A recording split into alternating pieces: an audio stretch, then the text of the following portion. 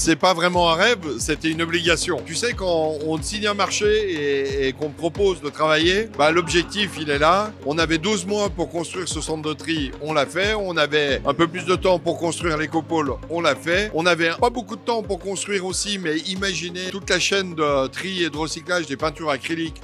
On l'a fait. Donc quand tu arrives à tes objectifs, y compris quand c'est ceux qui sont comprimés, tu as quand même une certaine satisfaction. Et je crois que mon frère, nos équipes, tout le monde est content. Dans l'écosystème de notre territoire, on doit défendre les entreprises familiales. Et c'est aussi pour moi l'occasion de leur dire qu'on est fiers d'eux. C'est une première nationale. C'est une première européenne. C'est fait chez nous. C'est en Haute-Savoie, c'est dans notre région. C'est le groupe Escoffier qui l'a porté. Bien réussir, c'est une qualité. Savoir rendre, c'est plus rare. Et donc le défi qu'on s'est fixé avec François, avec Mathieu, avec toute l'équipe, c'est de faire de Verdre-en-Alpes l'endroit où ça se passe en termes d'environnement, de recyclage et de tri. Ça veut dire qu'on a pris la décision d'être la première région en France et en Europe à ne plus avoir aucun déchet enfoui. L'entreprise Escoffier, elle fait partie de l'histoire de l'industrie au Savoyard, de l'économie, de cette évolution du département depuis les années 1960. Et puis la nouvelle génération qui ont pris le virage, tout en continuant l'histoire de la famille Escoffier, sur notamment la ferraille, mais qui a pris avant tout le monde, qui a senti ce virage sur le tri sélectif, sur l'économie circulaire, sur l'enjeu des déchets, et avec un investissement qui est colossal et qui fait que la première entreprise des Savoies en termes de recyclage, l'entreprise Escoffier, elle est en Haute-Savoie, donc le président du département est heureux.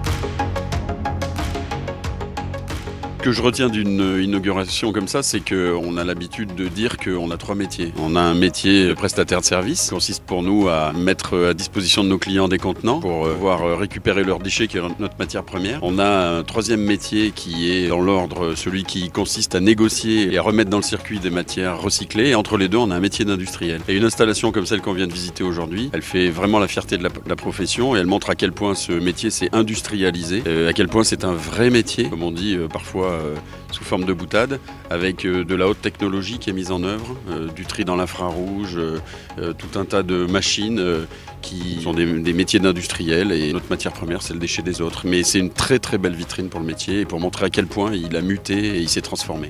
C'est un site qui se veut innovant, c'est aussi un site qui se veut d'avenir parce qu'en gros on parle d'avenir du recyclage, on parle d'avenir de nos déchets et avec les technologies actuelles on peut vraiment aller beaucoup plus loin pour faire grimper les performances recyclage de toutes les matières.